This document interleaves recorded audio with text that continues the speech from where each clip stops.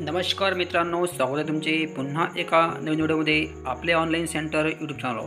मित्रांनो, आजच्या व्हिडिओमध्ये आपण मुख्यमंत्री वयोश्री योजनेबद्दल थोडक्यात पण डिटेल माहिती पाहणार आहोत. त्याचप्रमाणे ऑफलाईन फॉर्म कसे भरावे हे सुद्धा आपण आजच्या व्हिडिओमध्ये पाहूया.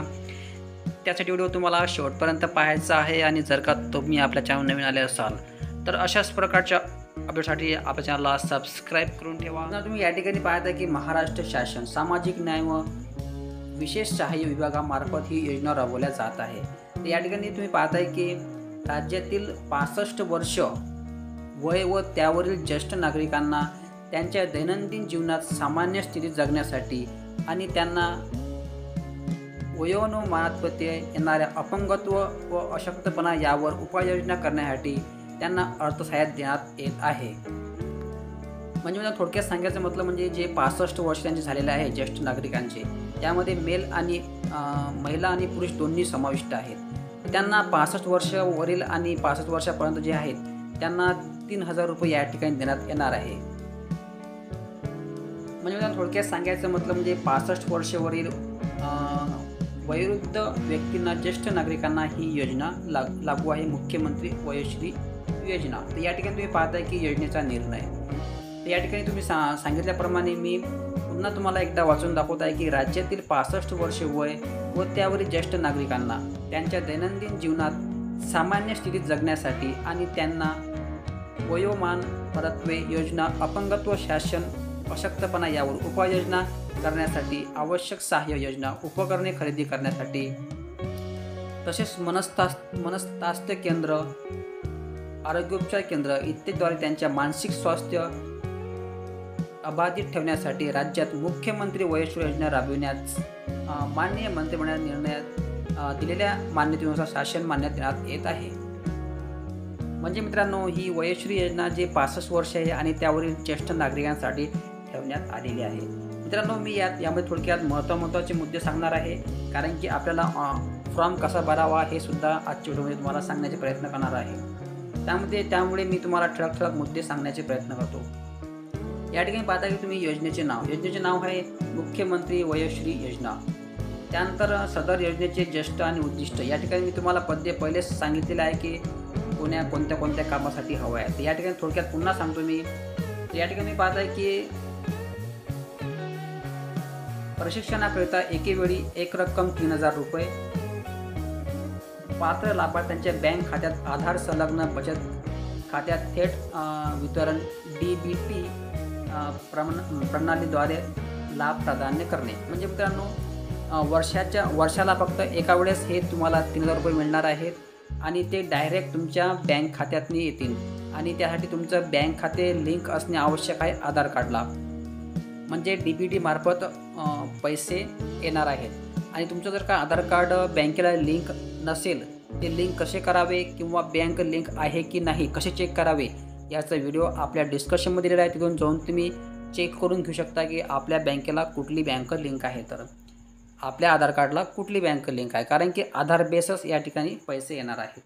अशा प्रकारे हे 3000 रुपये तुमच्या बँक खात्यात डायरेक्ट जमा होतील. त्यानंतर योजनेचे स्वरूप. आता या ठिकाणी जनरली वयोवृद्ध व्यक्तींसाठी ही योजना असून त्यांना कुठल्या कामासाठी ही योजना आहे, तर या ठिकाणी ते फॉर एक्झाम्पल चष्मा घेण्यासाठी, त्याचप्रमाणे श्रवण यंत्र म्हणजे कानातील जे यंत्र असते, म्हणजे काही वय झालेला त्यांना काही ऐकू येत नाही त्यांना काही साहित्य खरेदी करण्यासाठी, त्याचप्रमाणे ट्रायपॉड, स्टील व्हीलचेअर म्हणजे बसण्यासाठी चेअर, त्याप्रमाणे फोल्डिंग वॉकर,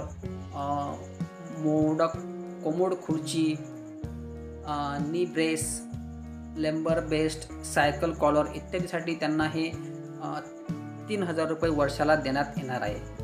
एकाच वर्षी नाही तर दरवर्षी, परंतु वर्षाला फक्त एकच डाव.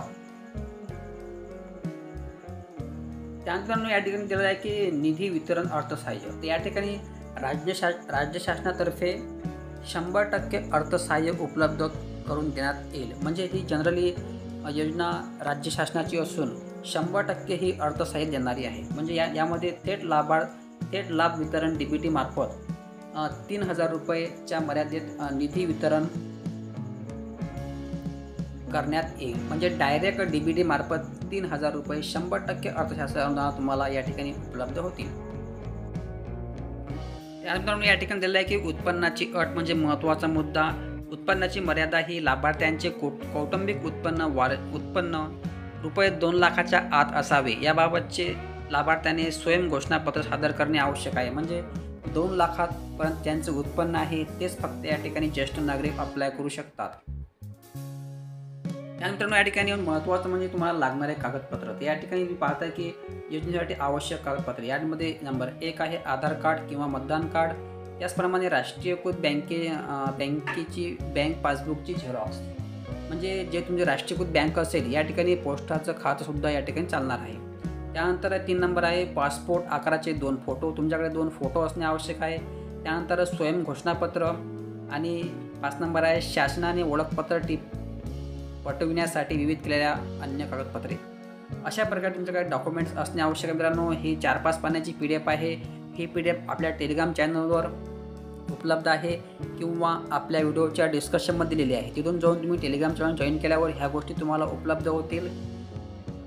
आता या ठिकाणी महत्त्वाचं म्हणजे पुन्हा एक तुम्ही पाहताय की 9 नंबरचा जो ऑप्शन आहे पोर्टल तयार करणे.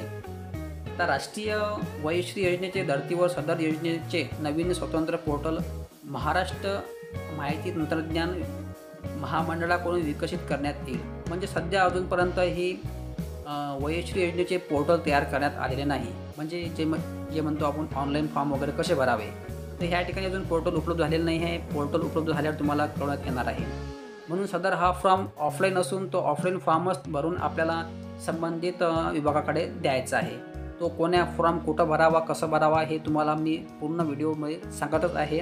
त्यासाठी व्हिडिओ तुम्ही शेवटपर्यंत पाहायचा आहे. आणि व्हिडिओ प्लीज करून एक लाईक करा, कारण की हा व्हिडिओ खास तुमच्यासाठी आणलेला आहे, महत्त्वाचा व्हिडिओ आहे. तर मित्रांनो, तुम्ही या ठिकाणी पाहता की हे मुख्यमंत्री वयोश्री योजनेचे फॉर्म आहे. या फॉर्मची लिंकसुद्धा आपल्या व्हिडिओच्या डिस्क्रिप्शनमध्ये दिलेली आहे किंवा आपल्या टेलिग्राम चॅनल उपलब्ध आहे. दोन्ही गोष्टी आपल्या व्हिडिओच्या डिस्क्रिप्शनमध्ये दिलेल्या आहेत. तिथून जाऊन तुम्ही डायरेक्ट क्लिक केल्यावर ह्या गोष्टी तुम्हाला उपलब्ध होतील, टेलिग्राम चॅनल आणि PDF. तर या ठिकाणी पाहता की तुम्हाला फॉर्म कसा भरायचा आहे. तर या ठिकाणी सर्वप्रथम तुमच्याकडे एक पासपोर्ट असणे आवश्यक आहे. आणि पासपोर्ट या ठिकाणी तुम्हाला तुमचा चिटकावा लेटेस्ट पासपोर्ट या ठिकाणी काढणे आवश्यक आहे. लेटेस्ट नंतर चालेल, परंतु तुमच्याकडे एक पासपोर्ट असणे या ठिकाणी आवश्यक आहे. त्यानंतर अर्जाचा नमुना क्रमांक. या ठिकाणी तुम्हाला काहीही लिहायचं नाही.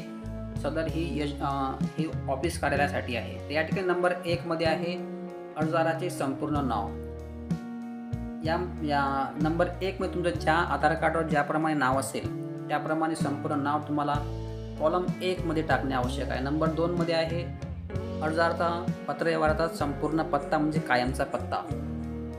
या ठिकाणी नंबर 2च्या कॉलममध्ये तुमच्या आधार कार्डवर ज्याप्रमाणे ॲड्रेस असेल तोच ॲड्रेस या ठिकाणी टाकावा. त्यानंतर 3 नंबरमध्ये आहे मोबाईल नंबर, 4 नंबर जन्मतारीख, 5 नंबर आहे अर्जदाराचा आधार क्रमांक. त्यानंतर 6 नंबर आहे अर्जदाराचे लिंग मेल, स्त्री पुरुष. स्त्री असेल तर पुरुष या ऑप्शनला काट मारायचा आणि पुरुष असेल तर स्त्री या ऑप्शनला काट मारायचा. त्यानंतर 7 नंबर आहे अर्जदाराचा जात, पोटजात आणि प्रवर्ग. आता या ठिकाणी 7 नंबरमध्ये तुम्हाला फॉर एक्झाम्पल तुमची जर कास्ट SC असेल तुम्हाला SC लिहायचं आहे, कंसातनी लिहायचं आहे तुम्हाला हिंदू, महार, मांग इत्यादी. त्याचप्रमाणे जर का तुमची OBC कास्ट असेल तर OBC लिहायचं आहे. त्यानंतर कंसात लिहायचं आहे माळी, कुंभी, तेली इत्यादी. त्यानंतर NT जे तुमची कास्ट असेल ते या ठिकाणी 7 नंबरमध्ये लिहून कंसामध्ये आपली ते कास्ट लिहायचे मी सांगितल्याप्रमाणे. त्यानंतर 8 नंबरचा कॉलम आहे अर्जदाराचे यांचे कौटुंबिक वार्षिक उत्पन्न. जे आपले उत्पन्न असेल ते या ठिकाणी तुम्हाला टाकायचे आहे. त्यानंतर राशन कार्डचा नंबर तुम्हाला या ठिकाणी टाकणे आवश्यक आहे. एकदम साधा आणि सिंपल फॉर्म आहे मित्रांनो. यामध्ये काहीही मिस्टेक होऊ देऊ नका किंवा चुका होऊ देऊ नका. एकदम साधा आणि सिंपल फॉर्म आहे. त्यानंतर 10 नंबर आहे अर्जदाराचे बँकेचे नाव. ज्या बँकेमध्ये तुमचे खाते असेल त्या ठिकाणी या बँकेचे नाव तुम्हाला 10 नंबरच्या कॉलममध्ये टाकायचं आहे. त्यानंतर बँकेचा संपूर्ण पत्ता. संपूर्ण पत्ता म्हणजे ज्या गावात तुमची बँक आहे तेच फक्त या ठिकाणी शाखाचे नाव तुम्ही सुद्धा टाकू शकता किंवा बँकेचा ॲड्रेस या ठिकाणी टाकायचा आहे. त्यानंतर 12 नंबरचा कॉलम आहे शाखा, बँकेची शाखा जी असेल ते. त्यानंतर खाते क्रमांक. त्यानंतर 14 मध्ये आहे IFSC कोड बँकेचा. या सर्व गोष्टी बँकेवर उपलब्ध असाल त्या ठिकाणी तुम्हाला टाकायचं आहे. त्यानंतरचा पेज आहे अर्जासोबत जोडायची कागदपत्रे. या ठिकाणी आधार कार्डला जर तुमच्याकडे असेल तर असेलच आणि मतदान कार्ड या दोनपैकी एक तुमच्याकडे असेल तर जोडलेले आहे किंवा नाही. तर या ठिकाणी तुमच्याकडे आधार कार्ड जोडलेलं आहे तर या ठिकाणी 1 नंबरमध्ये आहे असं करायचं. त्यानंतर बँकेचे पासबुकची झेरॉक्स आहे लिहायचं. 2 पासपोर्ट आहे. अशा प्रकारे डॉक्युमेंटची लिस्ट या ठिकाणी दिलेली आहे. या ठिकाणी जर तुमच्याकडे असेल तर आहे करायचं, नसेल तर नाही करायचं. त्यानंतर या ठिकाणी अर्जदाराची सही तुम्हाला या ठिकाणी लिहायची आहे. जर अंगठा असेल तुम्ही अंगठासुद्धा या ठिकाणी टाकू शकता. त्यानंतर मित्रांनो या ठिकाणी एकदम महत्त्वाचं म्हणजे स्वयं घोषणापत्र. या ठिकाणी पाहता हे स्वयं घोषणापत्र दिलेलं आहे. या ठिकाणी स्वयं घोषणापत्रामध्ये श्रीमती जे असेल ते, त्यानंतर अर्जदाराचे नाव लिहायचं आहे, त्यानंतर या ठिकाणी वय, त्यानंतर व्यवसाय लिहायचा आहे आपला, व्यवसाय जो असेल तो. फॉर एक्झाम्पल मजुरी या ठिकाणी तुम्ही लिहिलं चालते, व्यवसाय मजुरी किंवा मजुरी तुमचा व्यवसाय जो असेल तो या ठिकाणी तुम्हाला टाकायचा आहे. त्यानंतर राहणार म्हणजे या ठिकाणी तुमचं गावाचं नाव, तालुका आणि जिल्हा. अशा प्रकारे साधा आणि सिंपल आहे स्वयं घोषणापत्र. त्यानंतर या ठिकाणी लिहिलं आहे की सत्यप्रतिज्ञा कथन करतो की शहराच्या कायम रहिवासी असून मी मुख्यमंत्री वैष्णव योजनेसाठी रिकामी जागा या उपकरण खरेदी करण्यासाठी अर्ज सादर करत आहे. आता या ठिकाणी कुठलंही मी जे तुम्हाला मगाशी लिस्ट दाखवलेली आहे काय काय खरेदी करता येते, तर या ठिकाणी कुठलंही ते नाव या ठिकाणी टाकून द्यायचं. काही एवढं काही विशेष नाही आहे, मॅन्डेटरी नाही आहे. परंतु या ठिकाणी काही जरी नाव टाकलं चष्मा वगैरे तर तेच चालून जाणार आहे. अशा प्रकारे हे स्वयं घोषणापत्र दिलं असून या ठिकाणी दिनांक ठिकाण टाकून द्यायचं आहे. त्याचप्रमाणे इकडे पुन्हा स्वयं घोषणापत्र करणाऱ्याची सही म्हणजे जी आपली सही असेल ते पुन्हा या ठिकाणी तुम्हाला टाकायचे आहे. मित्रांनो अशा प्रकारे हे दिलेलं असून हे पुन्हा तुम्हाला स्वयं घोषणापत्रच आहे. या ठिकाणी स्वयं घोषणापत्रामध्ये अर्जदाराचे नाव, वय, वर्ष, राहणार वय, जिल्हा, तालुका, त्यानंतर दिलेलं आहे की मोजे म्हणजे हे आपल्या वार्षिक उत्पन्नासंबंधीचं हे प्रतिज्ञापत्र आहे. मी जे तुम्हाला सांगितले मगाशी 2 लाखापर्यंत उत्पन्न पाहिजे त्याचं हे प्रतिज्ञापत्र आहे. या ठिकाणी तुम्हाला लिहायचं आहे की वर्गदारात जे आपलं नाव आहे ते या ठिकाणी तुम्हाला टाकायचंच आहे. त्यानंतर एक खाली महत्त्वाचं म्हणजे मोजे म्हणजे तुमची राहण्याचे गाव किंवा ज्या ठिकाणी तुमची शेती आहे ते या ठिकाणी तुम्हाला टाकायचं आहे मोजेमध्ये. इथे जर का तुमचं वावर वगैरे असेल तर किंवा तुम्ही टाकू शकता. त्यानंतर सनपासूनचे या ठिकाणी वर्ष लिहायचे. आपला जे चालू वर्ष आहे ते वर्ष लिहायचे. चालू वर्ष म्हणजे 24-25 2024 या ठिकाणी वर्ष लिहायचे आहे. त्यानंतर इकडे लिहायचं तुमचं उत्पन्न किती आहे. तर अशा प्रकारे वर्ष या ठिकाणी लिहायला तुम्हाला उत्पन्न या ठिकाणी लिहायचं आहे. त्यानंतर अक्षरी इकडे उत्पन्न तुम्हाला टाकायचं आहे. एकदम साधा आणि सिंपल फॉर्म मित्रांनो. मित्रांनो अशा प्रकारे हा आपण आज ऑफलाईन फॉर्म कसे भरला हे सुद्धा आपण आजच्या व्हिडिओमध्ये A to Z माहिती पाहिलेली आहे. यामध्ये जर का तुम्हाला काही अडचण असेल तसे कॉमेंट बॉक्समध्ये कळवा. त्याचा रिप्लाय या ठिकाणी 24 घंट्याच्या आतमध्ये अवश्य येणार आहे.